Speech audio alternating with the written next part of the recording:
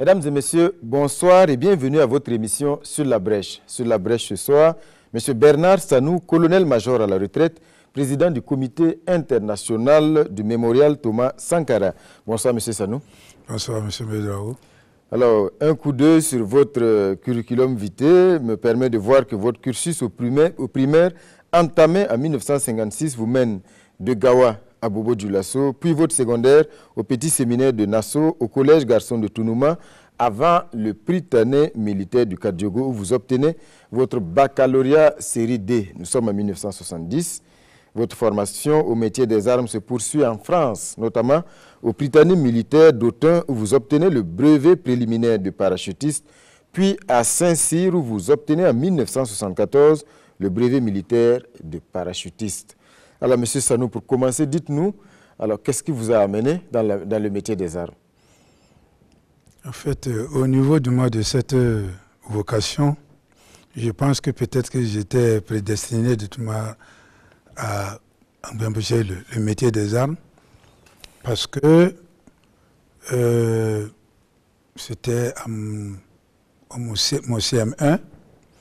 Vous savez, mon oncle, l'abbé Abel, le défunt l'abbé Abel, qui était le curé de la paroisse de Tounouma, nous allions régulièrement porter de la nourriture venant de la famille. Et un jour, lorsque nous sommes arrivés, après avoir récupéré les plats avant de partir, il me dit, juste toi là, quand est-ce que tu arrêteras vraiment de laisser tranquille de ta maman? Et si tu continues de ce pas-là, nous allons t'envoyer dans l'école des enfants des troupes à Ouagadougou. Alors, immédiatement, je lui ai répliqué, j'ai dit, d'ailleurs, c'est ce que moi je cherche. Il m'a dit, d'accord, on verra. Et donc, au CM2, après donc, les certificats d'études et les tests, différents tests que nous avons faits, des concours, il semblerait, je n'ai pas pratiquement vérifié, il semblerait que je figurais sur la liste de ceux qui avaient été admis pour l'école militaire préparatoire africaine, à l'époque, l'EMPA.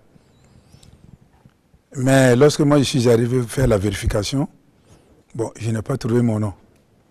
Mais au contraire, mon nom figurait sur une liste parallèle qui était là-bas, qui était des candidats pour Nassau, le petit séminaire de Nassau. Et c'est ainsi que nous sommes retrouvés à Nassau. Et à l'époque, j'avais dans le colonel Paul Yamego, Paul Benjamin, qui y était aussi.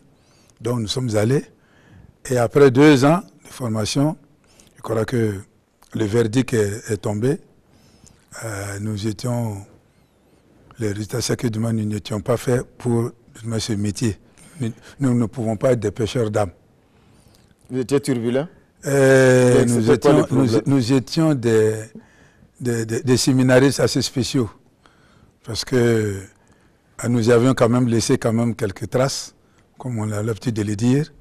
Bon, en tout cas, bon, on nous a demandé gentiment d'aller vers d'autres horizons. Ce qui nous a fait, nous nous sommes retrouvés donc à Bobo pour effectivement faire les tests pour la classe de 4e, 3e à Tounouma. Et donc, après le BPC,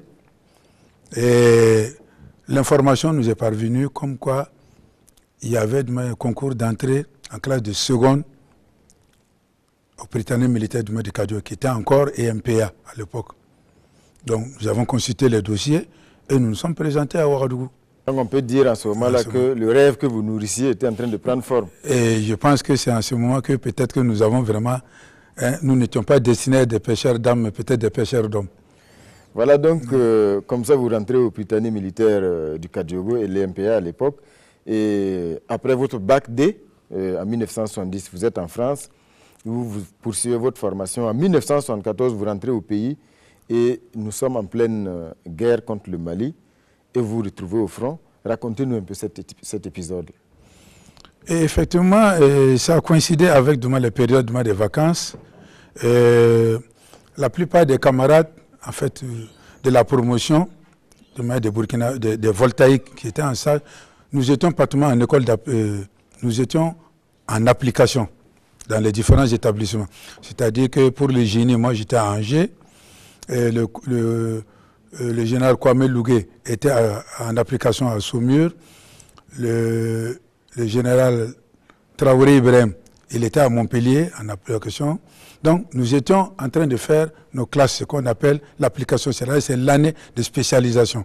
Après, la formation à Saint-Cyr. Après le choix des armes que nous avons fait. Donc, c'était pendant les vacances de Noël. Et moi, j'ai appris d'abord par un camarade algérien qui avait eu effectivement un journal qu'il a pu payer, comme quoi, la veille, il semblerait qu'il y avait un incident frontalier entre le Burkina et le Mali, entre la Haute-Volta et le Mali. Bon, j'ai essayé donc de me renseigner et c'est là où on nous a fait savoir qu'effectivement, au niveau, il fallait que nous prenions contact avec nos ambassades respectifs parce qu'il y a un ordre de rappel était venu à notre endroit. Ce que nous avons fait et donc nous avons tous débarqué. En tout cas, les dispositions étaient prises là-bas. Nous nous sommes tous retrouvés donc les premiers jours du mois de janvier 1975 au camp Guillaume, où nous présentions de toute manière au chef d'état-major général à l'époque, le général Babassi. Et comme ça, vous êtes... Et c'est comme ça que nous avons été donc informés de la situation et que nous étions affectés dans des unités diverses. Et moi, j'étais affecté avec le lieutenant Woudouda, qui se trouvait sur place ici.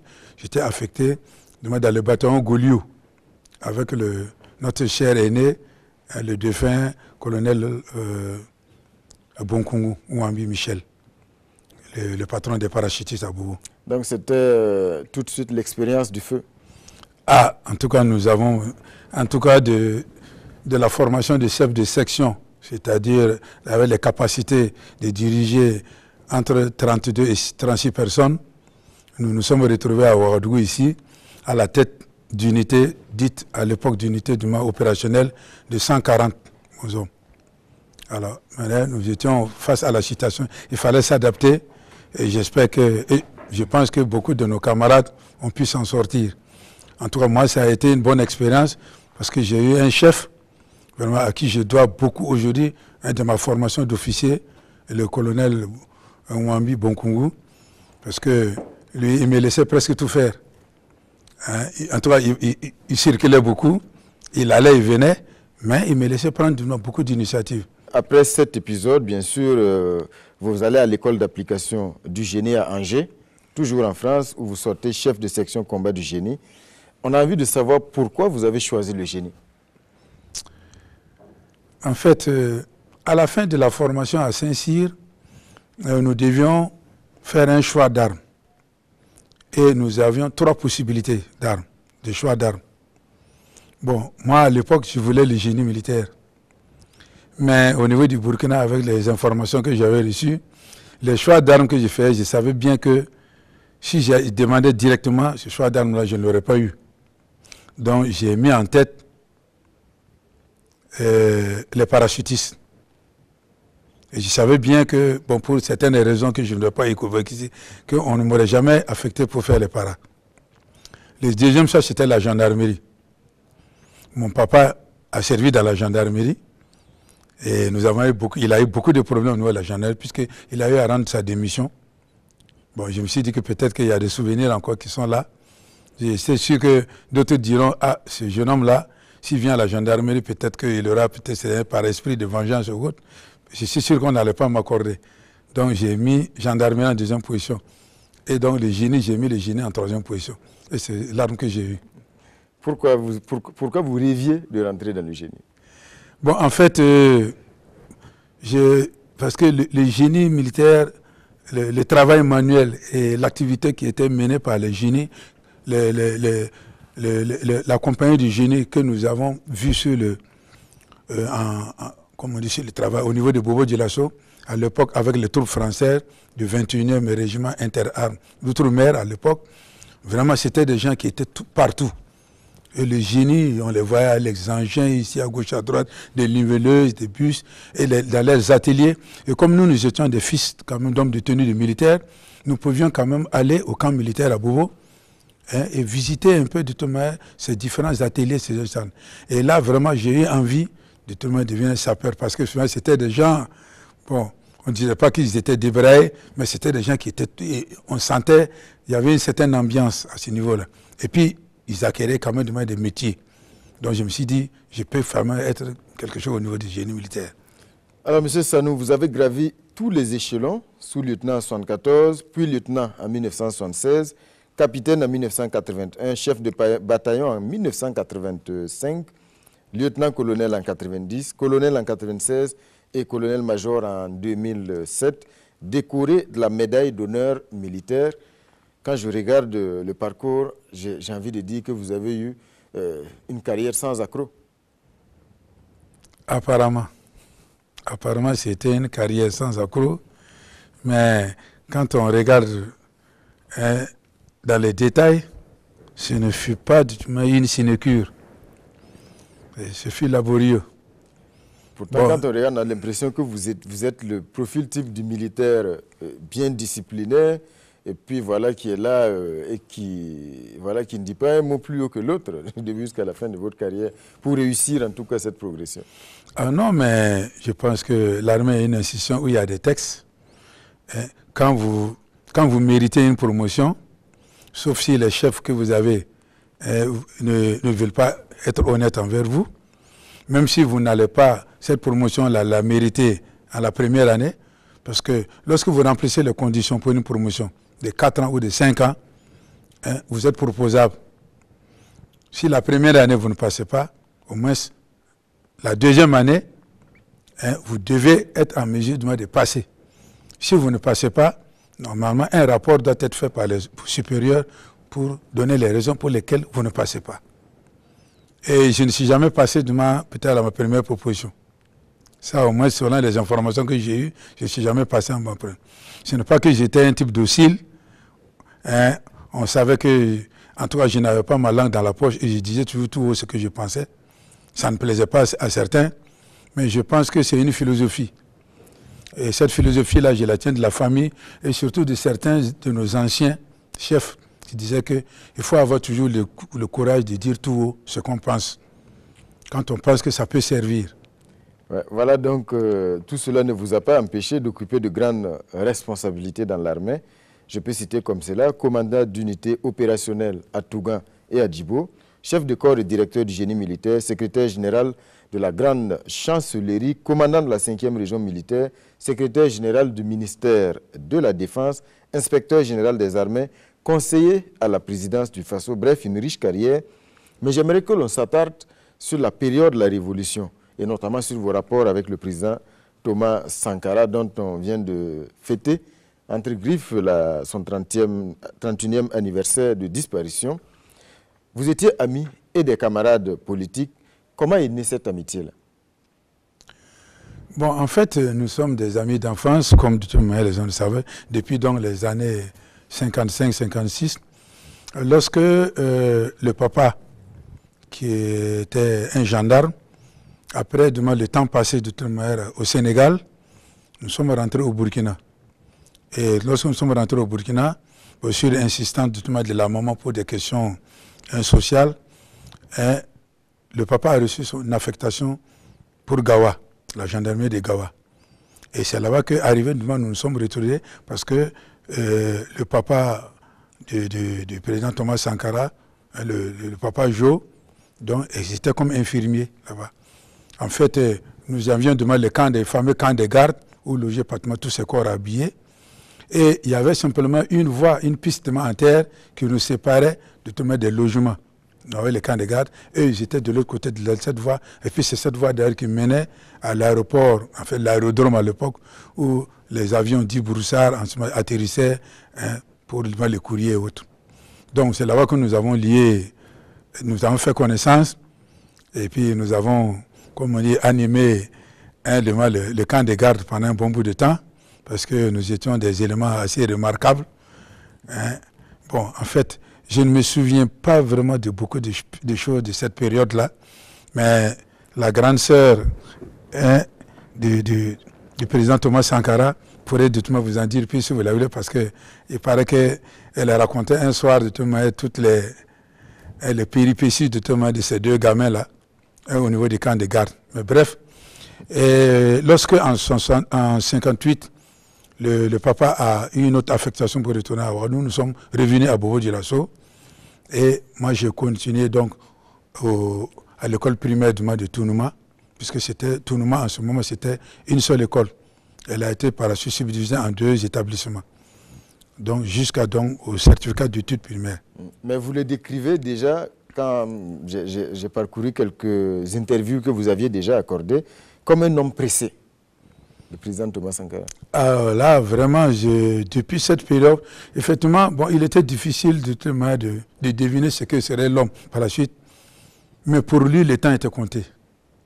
Il ne faisait jamais rien tout doucement. C'est-à-dire que dès qu'il avait réfléchi à un problème et qu'il avait pris une décision, immédiatement, il fallait passer à l'action. Il ne fallait pas tarder.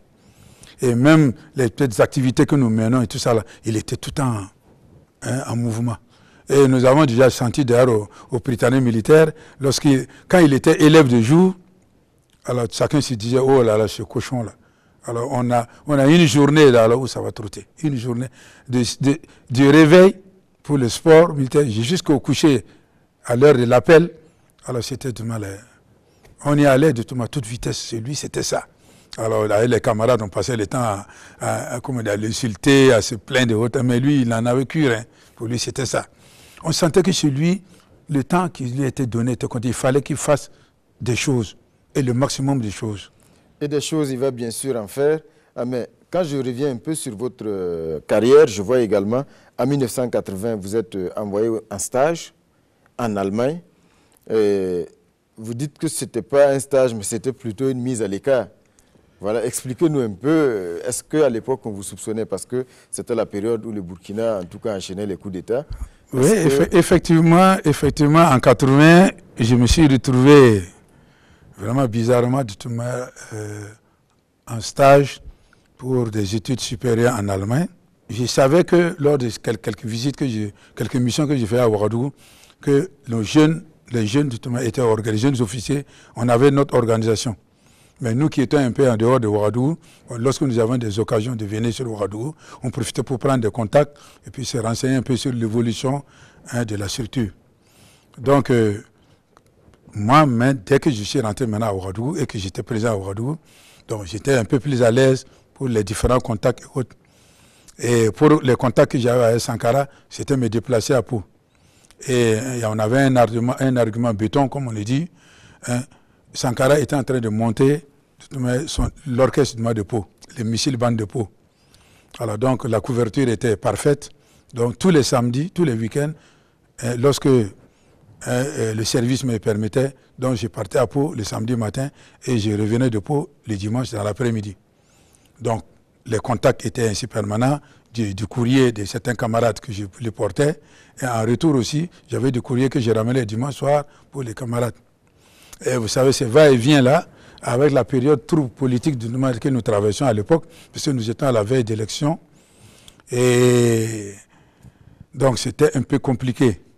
Donc, vous soupçonnez peut-être les brigades de gendarmerie que j'ai traversées, puisque je m'arrêtais chaque fois pour les saluer et contrer, sûrement ils se sont dit que ce n'était pas très clair, justement, ce mouvement-là. Et surtout que j'avais été un moment mandaté par les camarades du groupe pour rencontrer son excellence, le président de Faso, Sangoulé Lamida, alors pour lui porter la voix des jeunes officiers. En tout cas, les jeunes officiers lui demandaient de ne pas accepter d'être le candidat d'un parti au niveau des élections qui se profilaient en 80. Mais les gens avaient raison d'avoir peur de vous, parce que vous étiez comme non. Ça, en tout cas, ça a été confidentiel. Et le jour-là, j'étais d'ailleurs accompagné du général Traoré Ibrahim, qui est un filleul de la maison. Et de 20h, nous avons dû attendre jusqu'à pratiquement minuit passé pour les rencontrer. Parce que son excellence Gérard Kango faisait le pied de grue là-bas. Alors, bon, en tout cas, j'ai pu lui transmettre, j'ai pu lui faire part de la volonté des camarades. Bon, en fait, il nous a rassurés, il a dit que nous étions assez jeunes et que la politique c'était une affaire quand même assez sérieuse. Et s'il acceptait, de toute manière, c'est que vraiment il y avait d'autres intérêts. Tout. Bon, en fait, il s'est justifié. Donc j'ai rapporté, comme on dit, l'information aux camarades. Ils se sont dit, en tout cas le vieux, il va sûrement accepter d'être le candidat d'un parti. Bon, Donc c'est sûr que les choses vont aller, nous savions pertinemment que les choses n'allaient pas durer. Donc nous nous sommes dit, les gars, il faut se préparer. Parce que nous c'est sûr qu'il y aura un clash parmi ces gens-là. Et comme à l'époque, quand même, les institutions dans tous les pays africains où il y avait ces sortes de crises politiques, hein, l'armée était appelée à assumer ses responsabilités pour maintenir la paix, ramener le calme et permettre aux civils d'aller aux élections. Ce qui devait arriver en 1980. Voilà. Et donc, mes va-et-vient peut-être ont été interprétés par les... Et on ne sait pas, bizarrement, ça a été une coïncidence ou pas, nous ne savions pas.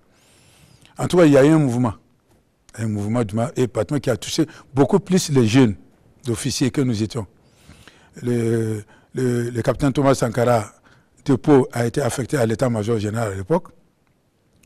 Moi, j'ai pratiquement, devant partir en stage en Allemagne en 1982, je me suis retrouvé en train de prendre la place de mon commandant d'unité, le capitaine Barry Paul, pour y aller. Je vous expliquerai après ce qu'il y a.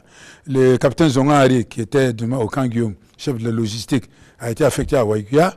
En tout cas, il y a eu un certain mouvement comme ça de certaines personnes, en fait, qui étaient censées, en cas d'un push, être utiles. La logistique, c'était le capitaine Zonga Hari. Sankara, c'était les hommes sur le terrain. Moi, c'était les explosifs parce qu'on se disait qu'il allait encore miner un peu les coins, la poste et tous les yam là. Donc, ils allaient bloquer un peu la circulation. Donc, en tout cas, c'est la conclusion que nous avons fait après. Ok. Alors, voilà. Vous êtes en Allemagne, c'est de là-bas donc que vous assistez un peu à l'évolution de l'histoire avec, bien sûr, le CMRPN en 1980, le Conseil militaire pour le redressement et le progrès national. 2 ans plus tard, avec le CSP. Avant, bien sûr, le 4 août 1983, l'avènement donc de la Révolution. À la Révolution, tout de suite, j'ai l'impression que juste après le 4 août, vous revenez au pays. Comment ça s'est passé? Est-ce que c'était l'appel du devoir ou est-ce que vous avez été convoqué par le président Sankara, votre ami? Plusieurs choses. D'abord, je n'ai jamais rompu le contact avec les camarades. J'étais en contact avec les camarades. Lorsque, en 1982, profitant des vacances, je suis rentré au Burkina et le capitaine Blaise était à Bobo, le capitaine Sankara était à Dédougou, mais ils étaient sous le coup des sanctions. Mais ils n'étaient pas en prison, ils n'étaient pas aux arrêts, mais ils étaient sous sanctions. Et le capitaine Zonga Hari était à Waiguya. Donc je suis parti passer 2 ou 3 nuits avec lui à Dédougou. Le corps était commandé en ce moment par un de nos anciens, le défunt commandant Djibré Fidèle, qui a été vraiment très gentil avec moi. Et lorsque je lui ai dit que je venais pour voir il n'a pas trouvé de problème. Donc nous avons passé 3 jours ensemble. Bon, on a échangé beaucoup. Il m'a fait du courrier que j'ai pu faire passer pour Zonga Hari et pour le capitaine Blaise, qui est d'ailleurs venu à la maison, chez nous, à domicile, pour récupérer le courrier que le capitaine Blaise lui avait adressé. Et lorsque je suis arrivé à Ouagadougou ici, pour mon départ, je suis arrivé la nuit, et le lendemain, à 19h45, je devais être à l'aéroport pour prendre mon avion. Par la suite, j'ai appris que des instructions avaient été données pour qu'on me mette aux arrêts. Je ne sais pas pourquoi. Peut-être parce que j'étais parti passer quelques nuits avec lui là-bas. En tout cas, nous avons maintenu le contact, quelque chose, et je suivais l'évolution des choses. Et nous étions pendant les vacances au mois d'août 83, lorsque les événements sont arrivés. Alors, j'ai demandé une audience au général qui commandait l'université militaire pour lui dire que il y a des choses qui se passent au pays et il est bien possible que moi je rentre au Burkina. Il m'a dit, ah bon? Pourquoi voulez-vous rentrer? J'ai dit, non, mais je dois rentrer parce que le mouvement qui s'est brûlé là-bas ne m'est pas étranger. Il m'a dit, vous les connaissez? J'ai dit, oui, c'est des camarades. Il dit, ah bon? Alors, vous ne craignez pas? J'ai dit, non, c'est des camarades. J'ai dit, j'étais au courant un peu de la situation. Et il dit, alors, mais si vous rentrez, vous allez être nommé ministre? J'ai dit, non. J'ai dit, au niveau du groupe, nous avions des camarades qui avaient été déjà désignés pour occuper des fonctions militaires. Moi, je n'en ai ni, disons, l'état d'esprit, ni puis j'ai dit, être ministre. Mais pendant que vous étiez, est-ce que vous étiez au courant du coup qui se préparait au Burkina Faso? Non, mais je suivais un peu l'évolution des choses. Okay. Et je savais que entre les camarades qui étaient là, le contact, et puis il fallait accélérer un peu le déroulement des choses. Et la preuve, c'est que, je ne sais plus, c'est 2 jours après, lorsque les événements sont déroulés, et que j'ai pu appeler le conseil avant le camarade président Sankara, il me dit, bon, oh, mais alors, on t'attend là, hein, qu'est-ce que tu fabriques là? J'ai dit, mais oh, tu penses qu'on rentre en Allemagne comme si on rentrait dans une charcuterie? J'ai dit, moi je suis rentré, j'étais en Bavière ici, j'ai dit, mais il faut que je fasse des documents administratifs pour pouvoir en sortir. Et c'est ce qui a traîné un peu et qui a amené mon retour avec ma famille en fin septembre, exactement. Alors vous rentrez, vous êtes membre bien sûr du Conseil national de la Révolution, responsable de la sécurité du secteur ouest de la capitale. Aujourd'hui, avec le recul, bien sûr il y a eu octobre 87, avec l'arrêt tragique donc, de cette révolution. Avec le recul, qu'est-ce qui n'a pas marché? Qu'est-ce qui a fait dérailler cette révolution? Pour moi, ce qui a fait basculer de moi les choses, c'est particulièrement le fait que la jeunesse africaine, la jeunesse voltaïque burkinabé, nous sommes accrochés à ces idéologies-là, des idéologies importées. Parce que pour le président Thomas Sankara, c'est normal, c'était quelqu'un qui était très cultivé. C'est quelqu'un vraiment qui cherchait à connaître. Et comme il le disait, il faut chercher à connaître des choses pour pouvoir mieux les appréhender. Parce que je ne pensais pas qu'il soit un communiste, un socialiste, je ne sais pas. Il se disait qu'il fallait que toutes ces idéologies-là, nous puissions en tirer quelque chose que nous allons adapter au Burkina Faso. Est-ce que peut-être il était incompris? Il a été incompris. Mais il était obligé de discuter avec les camarades des groupes politiques qui étaient à l'époque sur le terrain ici. C'était normal. Mais pour lui, la révolution que nous faisions là, c'était quelque chose d'autre. C'est-à-dire que c'était un état d'esprit, un changement de la mentalité même du Burkinabé. La personnalité du Burkinabé qu'il connaissait. Il fallait la changer. Il fallait que nous repartions sur nos bases, sur nos racines. Et ce peuple-là qui était connu comme un peuple travailleur, un peuple intelligent, un peuple courageux. Mais il s'est dit que ce n'est pas possible. Nous ne pouvons pas passer le temps à vouloir copier les choses chez les autres. Comme il le disait, mais nous on a tout. On a la nature qui est là, on a le soleil qui est là, on a notre intelligence, on a les bras. Mais alors, pourquoi nous allons aller chercher ailleurs? Mais asseyons-nous, discutons, échanger et puis trouvons les solutions à nos problèmes. Vous qui en fait, d'une façon terre à terre. Mais vous qui étiez à l'intérieur du CNR, est-ce que vous avez été surpris par le 15 octobre? Non, mais la façon dont les choses... Vous savez, bon, les dites contradictions dont les gens parlent, mais ça, c'était le décor. Ça, c'était le décor. Mais la réalité, c'est que la révolution que nous avons proclamée au Burkina Faso faisait peur. Elle faisait peur, ce n'est pas à l'intérieur. Hein. Non, à l'intérieur, on allait arriver. Avec le temps, on allait arriver. Elle faisait peur à notre entourage, les pays voisins et même la France, notre ancienne mère partie. Parce que les idées qui étaient lancées par Sankara étaient des idées qui n'étaient pas du mal qui n'allaient pas dans le sens de tout le monde de ce que les gens voulaient. On voulait toujours... Le Burkina a toujours été considéré comme du tout un réservoir. C'était une réserve. De main-d'œuvre. Une réserve en tout. Une réserve humaine en main-d'œuvre. Une réserve en ressources. Parce que les pays qui nous ont colonisés la savaient ce dont regorge le Burkina Faso. Et ça, nous en avons discuté avec le président Sankara une fois à Pau. Quand il m'a parlé, j'ai dit, mais qui t'a dit que le Burkina est riche? Il dit, non, c'est lui, il est au courant.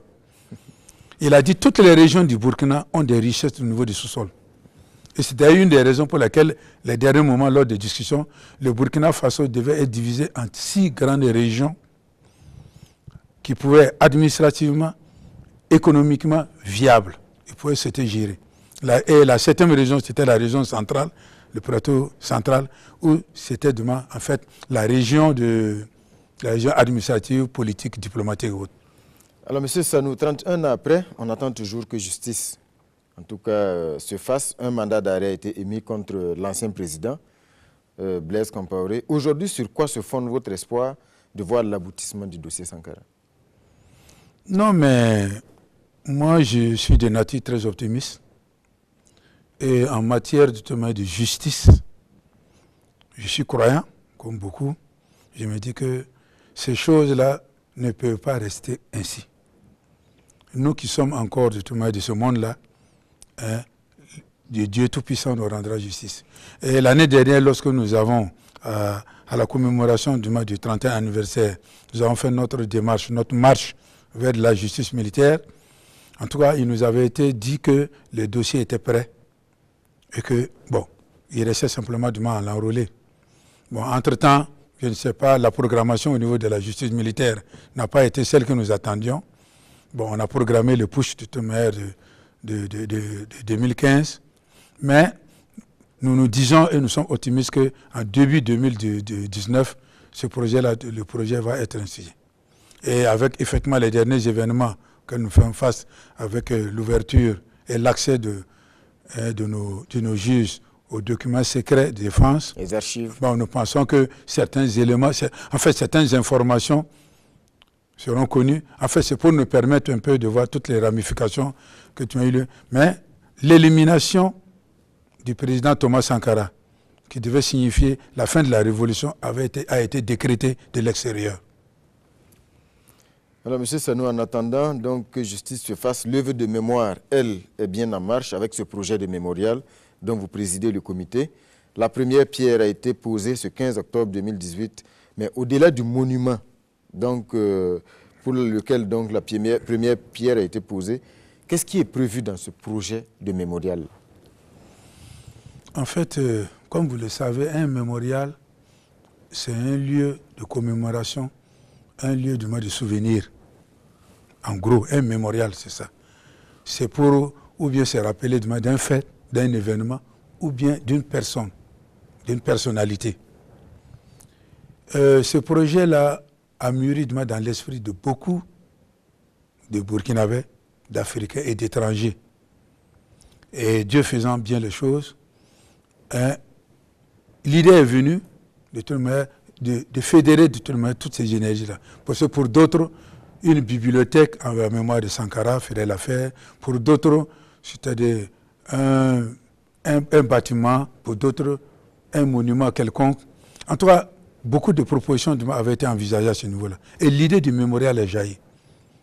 Et les gens se sont dit, ce serait effectivement une bonne chose qu'on fasse un mémorial pour honorer la mémoire du président Thomas Sankara et des 12 compagnons qui sont tombés à lui. Il ne faudrait pas les oublier.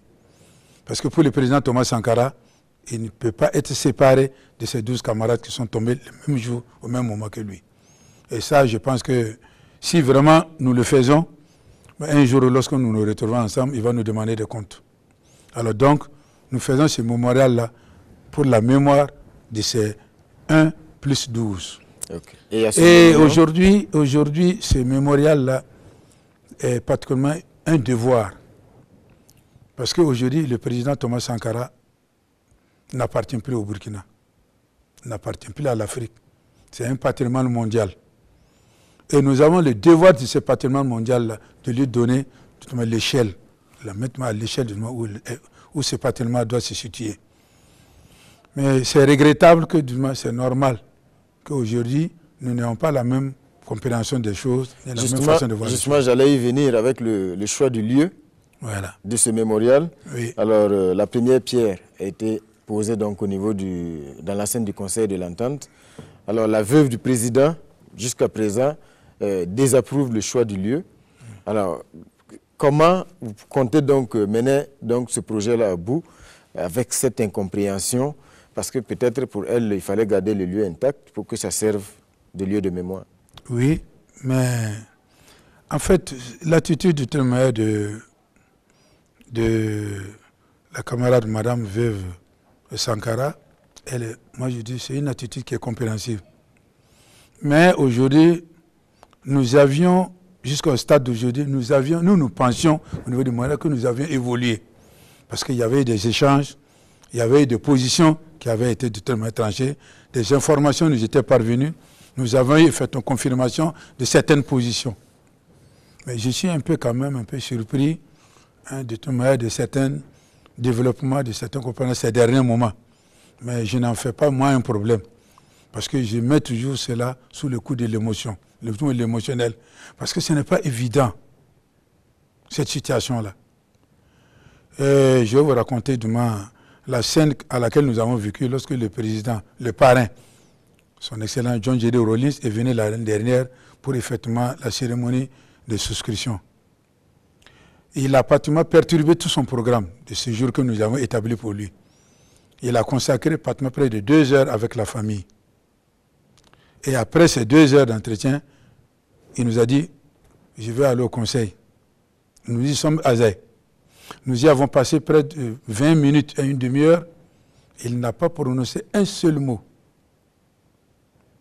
Mais la rougeur de son corps, nous avons tous respecté son silence. Il s'est mordillé la lèvre pendant toute la période qu'on disait. Lorsqu'on lui a expliqué un peu les choses, comment nous sommes partis devant le bâtiment. Et on lui a expliqué la scène, comment les choses s'étaient déroulées. Et il nous a donné rendez-vous à son hôtel, l'ECO, et nous y avons passé près de 1h30, 1h45. Il nous a dit que il pensait que le lieu qui sied le plus, le mieux, voilà, compte tenu de pas mal d'éléments pour le mémorial, c'est le site du Conseil de l'Entente. Et que réellement, il allait encore remercier le chef de l'État, son excellent Rosemary Kinwa, pour effectivement l'octroi du tournoi de ce site-là, pour le mémorial. Parce que il faudrait que nous puissions exorciser ce lieu-là. Parce que ce lieu-là ne doit plus être un lieu d'épouvante, mais un lieu de souvenir où les gens vont revenir. Mais lorsque demain ils feront tout visiteur, tout étranger qui viendrait après demain avoir visité le site, lorsqu'il ressortira, il ressortira avec des engagements. Chacun sortira avec quelque chose disant il faut que je fasse ça, il faut que je m'engage dans ça. Mais aujourd'hui, est-ce que le projet se poursuit, malgré donc la désapprobation de la veuve Mariam Sankara, mais au niveau du comité, aujourd'hui, est-ce que ça va se faire sans, en tout cas la veuve, ou est-ce que vous continuez toujours de discuter pour vous accorder sur ce lieu, ou pour convaincre sur le choix de ce lieu? Oui, pour nous, dites-moi, nous avons une mission, disons, internationale. Et aujourd'hui, les problèmes que nous avons sont des problèmes internes à cet élément de l'international, au Burkina Faso. Il faut que nous trouvions les voies et moyens pour arriver à nous entendre ici, sur place. Et je me dis que nous arriverons à le faire. Parce qu'aujourd'hui, vous savez, nous avons ces sortes de voix discordantes que nous avons, des gens qui croient réellement connaître beaucoup de choses, des gens qui spéculent sur de ces considérations. Bon, mais nous les laissons avec leurs considérations. Mais nous nous sommes dit, il faut que nous arrivions ce lieu-là à l'exorciser. Et nous avons demandé d'ailleurs pour cela la contribution de nos chefs traditionnels, de nos chefs coutumiers. Tous les apports seront nécessaires pour que nous exorcisions ce lieu-là et que nous en faisons un lieu de renaissance, un lieu vraiment où on ressortirait avec l'espoir. C'est l'espoir qui a suscité le président Thomas Sankara, avec lequel on ressortirait de ce lieu-là. Une sorte de renaissance pour lui. Parce que pour nous, effectivement, le président Sankara n'est pas mort. Son esprit est encore là-bas. Son esprit hante le coin. Il faudrait qu'au contraire, nous puissions l'élever et que les générations puissent venir l'imaginer avec tous les reportages, toutes les publications que nous allons y mettre, tout ce que nous allons mettre comme audiovisuel, que les gens viennent échanger directement avec lui. Alors, colonel Sanou, aujourd'hui, est-ce qu'au niveau des contributions pour ce mémorial-là, en tout cas la campagne a été lancée le 3 octobre 2017, aujourd'hui, est-ce qu'on en est? Est-ce que les contributions sont à la hauteur de vos attentes? Vous savez, au niveau de ces contributions, il faudrait que nous fassions un peu la part des choses. Le président Thomas Sankara était quelqu'un de très populaire, de l'homme du peuple, comme les gens disaient. Quelqu'un qui pouvait sortir à vélo, aller s'arrêter à côté de la vendeuse de beignets, se faire donner du tournoi pour 10 francs, 20 francs de beignets, sans laver les mains, manger et puis causer et puis continuer. C'était un homme, il y a tellement d'exemples, tellement de témoignages que nous avons reçus. C'est un homme du peuple. Nous voulons que quelque chose qui lui sera dédié, on ait la main de la population du Burkina. Ça, c'est le premier objectif. Les souscriptions populaires visent cet objectif-là. Que nous disons, voilà ce que la population a pu contribuer pour la réalisation de ce projet. Même si nous avons 2 millions, 3 millions, 4 millions, ce n'est pas un problème. Parce que nous avons aujourd'hui des partenaires à l'extérieur, à l'intérieur du Burkina, à l'extérieur du Burkina, qui n'attendent que la concrétisation de ce projet de mémorial, c'est-à-dire le projet architectural. Et dès que le projet architectural sera, vous savez, c'est tout à fait normal. Moi, je ne peux pas engager aujourd'hui de faire des promesses fermes aujourd'hui, de vous aider pour quelque chose dont je ne suis pas sûr. Nous avons des Burkinabés et des gens à l'extérieur qui n'attendent que nous leur disons, voilà le projet architectural, le coût évalué, c'est environ de temps de. Et ça, c'est pas encore, on n'en est pas encore là. Et nous ne sommes pas encore là. Et nous pensons, dans les quelques semaines qui vont venir, avoir cela. Et nous avons demandé à ce que le pôle d'architecte qui va nous faire ce travail-là, il puisse aller jusque dans les détails, que nous puissions être le plus près possible. Bon, dans ce genre de travaux, on a toujours des débordements, ça on le sait, mais le plus juste possible, hein, dans une fourchette hein, de l'ordre de quelques, peut-être de dizaines ou même de centaines, de millions. Donc nous attendons demain la mise à notre disposition de ce projet, on espère dans quelques semaines. En tout cas, ce qui est certain, pour nous, les débuts des travaux doivent intervenir en janvier 2019. Ok, alors colonel Sanou, on va en venir à présent à l'actualité. C'est la deuxième partie de cette émission. Actualité marquée toujours par cette insécurité au Burkina Faso. Cette semaine, il y a eu notamment l'attaque à Djibo, qui en a rajouté à l'inquiétude. Alors, est-ce qu'aujourd'hui, vous, en tant que militaire à la retraite, vous partagez l'inquiétude des populations? Mais évidemment. Évidemment.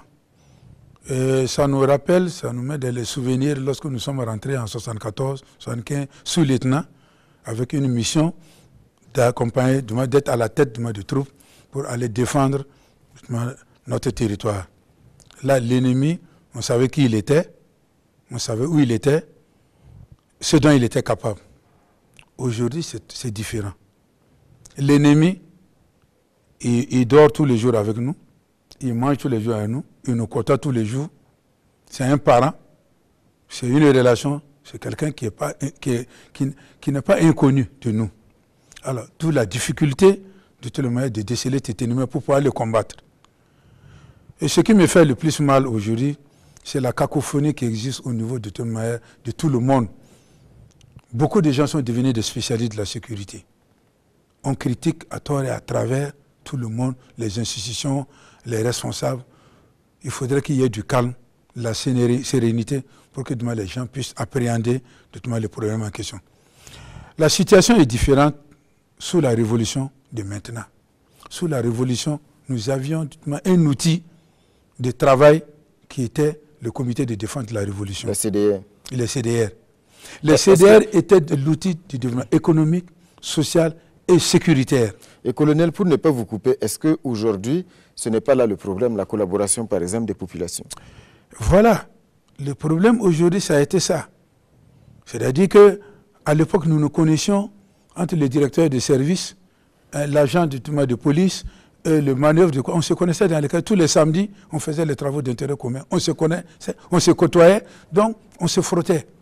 Aujourd'hui, il y a eu un relâchement au niveau de toutes ces relations sociales habituelles qu'on connaît là encore. Et puis tous les problèmes sociaux qui sont venus se mettre, hein, il y a eu cette désagrégation des rapports sociaux entre les hommes, d'une façon générale. Donc, et tous ces sentiments-là un peu, chacun s'est retrouvé sur lui-même, s'est recroquevillé sur lui-même, et puis voilà. Mais quand on regarde l'attaque de Djibo, la capitale de Soum, considérée jusqu'à présent comme une forteresse, alors des dizaines d'hommes armés, d'assaillants qui arrivent, qui attaquent la gendarmerie et qui arrivent à repartir. Est-ce qu'il n'y a pas de problème, colonel? Oui, il y a problème. Bon, je ne suis pas un peu aujourd'hui au parfum du dispositif militaire qui est en cours, mais je sais que dans cette zone, effectivement, nous avons quand même des éléments valables, des éléments capables sur lesquels nous comptons, des forces spéciales. Mais je ne sais pas comment de toute manière ces forces-là travaillent. Mais je vous dis que la difficulté, c'est que l'ennemi n'est pas forcément de toute manière à 100 ou 150 km de notre frontière. L'ennemi peut être dans des villages qui bordent au niveau de notre frontière. Ça peut être des gens qui peuvent une demi-heure après revenir vous trouver pendant que vous êtes en train de discuter. C'est ça. Or là, c'est le renseignement qui devait nous permettre de pouvoir faire le travail. Or, nous connaissons les populations qui y vivent, elles ont leurs habitudes, elles ont leur style de vie, elles ont aussi leurs principes. Et je ne pense pas qu'aujourd'hui, ces gens-là soient prêts à dénoncer leurs voisins, leurs parents et autres pour un sentiment national de sécurité. Et ça aussi, il faut l'admettre et c'est comme ça, les choses sont comme ça. Et d'où la difficulté aujourd'hui de détecter les soi-disant terroristes, en fait, qui sont particulièrement, qui vivent avec nous et que nous ne voyons peut-être sortir que la nuit. Alors, il y a également ces marches de soutien aux forces de défense et de sécurité qui se multiplient dans toutes les régions. Est-ce que ce sont des initiatives qui peuvent peut-être apporter, en tout cas, beaucoup plus d'entrain à nos militaires? Est-ce que vous pensez qu'il est indiqué de le faire? Mais moi, je pense que ce sont des voies pour réveiller un peu la fibre patriotique. Moi, je prends ça sous cet aspect-là. Ce que nous avions pu accumuler sous la Révolution, c'est-à-dire cet esprit patriotique, cet esprit vraiment de guerrier, d'être prêt à défendre et à mourir pour la patrie, qui s'est un peu estompé. Je pense qu'avec ces marches-là, je souhaite, le plus rapidement possible, que nous arrivions encore à réveiller un peu ce sentiment-là auprès des jeunes. C'est 30 ans après. Hein, cette jeunesse aujourd'hui, parce que c'était surtout la jeunesse, réveiller auprès de cette jeunesse-là encore, ce sentiment patriotique, la fibre patriotique, bon, la secouer, pour peut-être, ça va peut-être nous amener un peu au stade où nous voulons que les relations puissent être entre la population et les forces de défense et de sécurité. Pour que cette collaboration-là soit la plus franche possible, hein, et qu'elle n'hésite pas par rapport à des dénonciations possibles, parce qu'on vous aurait vu avec des forces de défense et de sécurité et qu'il y aurait après des attaques. Voilà. Donc, alors cette semaine, on a également célébré ce 20 octobre la journée de la liberté de la presse, célébrée sous le signe bien sûr du traitement de l'information liée justement au terrorisme. Vous êtes aujourd'hui à la retraite et vous suivez certainement les informations, vous voyez tout ce qui se dit autour de cela. Est-ce que vous pensez qu'aujourd'hui, les journalistes, en tout cas, prennent la pleine mesure de la situation et traitent l'information de la manière qui permettrait bien sûr au pays de faire face à la situation sans faire l'apologie des terroristes? Vous savez, moi je me réfère un peu à une structure, à des décisions, à des documents que nous avons eu à produire, c'est-à-dire que la politique de défense. Un pays digne de soi doit avoir une politique de défense qui est particulièrement une sorte de document d'orientation qui l'a amené au fur et à mesure à rénover, au fur et à mesure que le temps passe. Au niveau de notre politique de défense, c'est des missions, au niveau de la politique de défense, il y a des missions qui sont confiées à des ministères. Et le ministère de la Communication a cette mission-là, en temps de paix et en temps de guerre. Parce qu'en temps de paix, on prépare les temps de guerre et les temps de discussion. Mais je pense que nous avons toutes ces structures-là que nous avons eues, nous avons ces documents-là, mais ces documents-là n'ont pas été exploités comme il le faut. Et donc aujourd'hui, le ministère de la Communication devait avoir fait un travail préalable auprès de tous les organes de presse, de toute la presse d'une façon générale. La presse en temps de paix, voilà comment elle doit travailler. La presse en temps de crise, voilà comment elle doit travailler. La presse en temps de guerre, voilà comment elle doit travailler. Et justement, on a une presse qui ne veut pas qu'on lui dise comment elle veut travailler. Ah non, mais elle n'a pas été préparée à ça. Elle n'a pas été préparée. La presse d'aujourd'hui, elle veut des informations qu'elle pense pouvoir rapidement donner à la population. C'est son rôle, informer. Elle pense qu'elle est dans son rôle d'informer, mais elle n'a pas été préparée à ça. Ça, il faut qu'on ait l'honnêteté de le reconnaître. Et la presse n'a pas été préparée. Et les éléments qui auraient pu aider effectivement à ça, c'est pratiquement la presse du ministère de la Défense. La presse du ministère de la Défense, qui a quand même ses capacités de connaissance, aurait pu contribuer effectivement à préparer cette presse-là, la communication d'une façon de communication en temps de paix, en temps de crise et en temps de guerre. Ces échelons-là n'ont pas été faits. Aujourd'hui, nous avons beaucoup de retard dans ce domaine-là. Il faudrait que demain nous y pensions et que nous puissions effectivement essayer d'y remédier. Mais c'est normal que la presse aujourd'hui, elle veut faire son travail. Et quelle que soit l'information, d'où qu'elle vienne, elle la travaille. Et comme on dit, une information vient, on la travaille. Au niveau militaire, nous travaillons les informations pour en faire des renseignements sur la base desquels nous agissons. Au niveau de la presse, elle aussi, c'est pareil. Quand ça vient, souvent, elle ne prend pas assez de temps pour vérifier, pour approfondir avant de balancer. Et c'est là où se trouvent les problèmes entre ce que la presse doit dire et ce qu'elle ne doit pas dire en cette période particulière, de période de crise. Alors, colonel Bernard Sanou, il y a le procès du putsch qui se poursuit, qui entre dans la phase de l'audition, en tout cas des officiers supérieurs, les hommes politiques, notamment M. Léonce Koné, M. Herman Yameogo, sont à la barre actuellement. La semaine prochaine, probablement, peut-être les généraux vont passer également à la barre. Alors, le déroulé de ce procès, vous, en tant qu'ancien militaire, parce qu'on a vu beaucoup de militaires passer à la barre, alors comment vous le vivez, ce procès-là, avec tout ce grand déballage? Cela me rappelle à la fameuse phrase qui a fait polémique, lorsque le président Thomas Sankara, après avoir fait un développement, il disait qu'un militaire sans formation politique serait un criminel en puissance. La phrase avait été sortie de son contexte, on l'a interprétée tout de même. Après tout ce que vous avez pu entendre, que pensez-vous que était le RSP, le régiment de sécurité présidentielle? Était-ce un corps militaire ou était une autre structure qu'on pourrait peut-être appeler, entre guillemets, une milice au service d'eux? Parce que les actions qui ont été posées, les déballages qu'on nous fait, on a eu l'impression que dans un corps militaire où il y a un règlement, il y a des comportements à avoir, il y a une discipline, il y a une hiérarchie, les choses ne se passent pas comme ça. Aujourd'hui, on voit justement les rapports qui existaient entre ces différents gradés, entre eux d'abord, entre ces différents gradés et les restes de l'armée. Et les propos qui sont tenus en ce moment vraiment font mal au cœur. Et c'est pour ça, je dis bien que le président Sankara a dit, quand on parle de formation politique, en fait c'est de la formation civique. C'est-à-dire le militaire, c'est un citoyen en armes. Ça veut dire que c'est d'abord un citoyen et qui a une mission particulière à qui on l'affecte et on lui donne et qui a une mission de défendre. Donc c'est un citoyen. Donc il doit savoir comment se comporter au jour par rapport. Il a des droits et il a des devoirs. Mais quand vous regardez toutes ces personnalités qui passent et chacun refute, chacune en tout cas refute les faits, est-ce qu'on peut espérer découvrir la vérité dans ce contexte-là?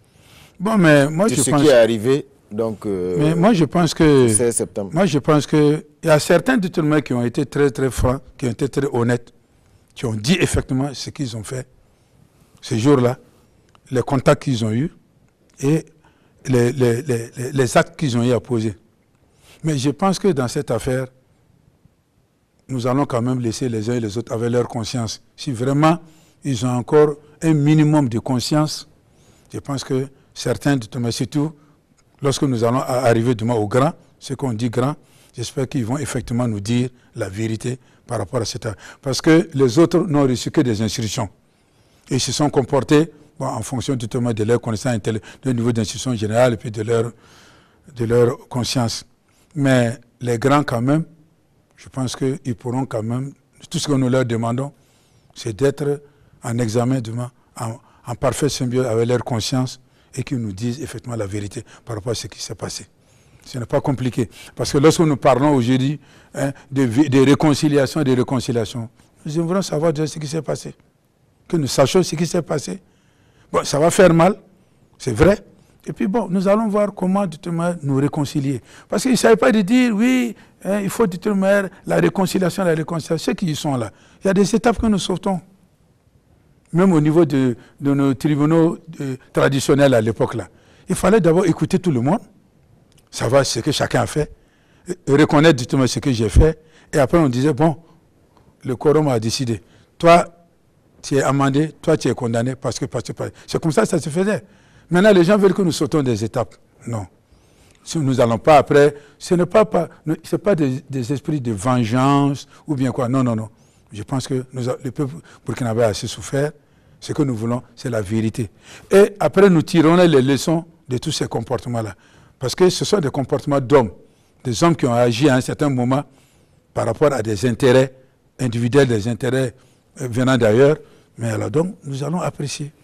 Alors pour finir, l'actualité internationale marquée cette semaine par l'assassinat d'un journaliste saoudien, Jamal Khashoggi, qui a donc été assassiné au consulat d'Arabie Saoudite à Istanbul en Turquie. L'Arabie Saoudite qui vient de reconnaître effectivement qu'il a perdu la vie au consulat. Au départ, l'Arabie Saoudite disait que le journaliste était ressorti vivant du consulat.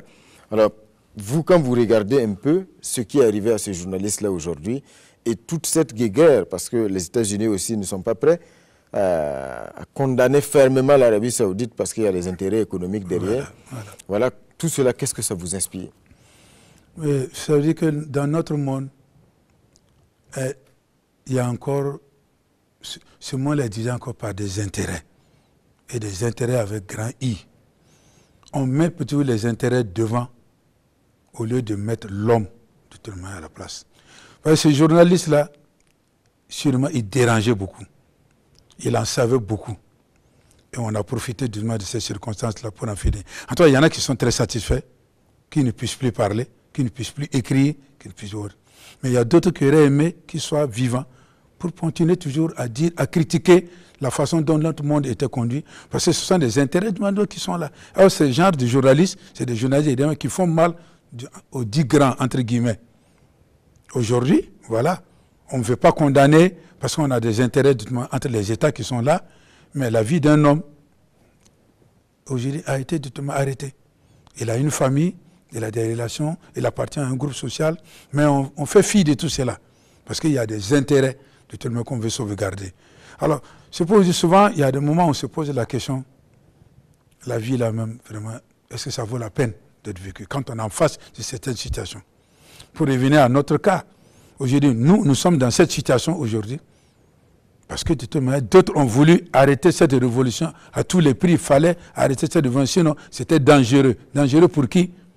Et dangereux pourquoi? Pour eux. On a un final à la vie d'un homme. C'est comme ça. Avec des enfants en bas âge, 6 ans et 8 ans. Une famille qui a été obligée d'aller à l'exil. Et tout un peuple burkinabé qui aujourd'hui qui a été désemparé, complètement drogué. Bon, un régime est venu après, avec tous les acquis que nous avons pratiquement accumulés en 4 ans. Aujourd'hui, le constat est là, tout le monde reconnaît que tout est parti. On regrette aujourd'hui, malheureusement, pour nous, mais il y a d'autres pays qui disent que mais les messages que le président Sankara a lancés, ils pensent que c'était vraiment des solutions aux vrais problèmes que nous avons en Afrique. Aujourd'hui, le problème de la dette, le problème de consommation africain pour production africain avec les moyens africains pour l'Afrique, c'est là. Sankara l'a dit. On a rigolé. Il avait dit qu'il n'était pas parti pour faire un défilé de mode. Mais bon, voilà. Aujourd'hui, c'est vrai. L'Afrique ne se développera qu'à partir de l'Afrique. Ok. Colonel Sanou, on va s'arrêter là pour aujourd'hui. En tout cas, merci encore pour votre disponibilité. Voilà, mesdames et messieurs, ainsi s'achève Sur la brèche pour ce soir. Merci de l'avoir suivi. Je vous retrouve dimanche prochain pour un autre numéro.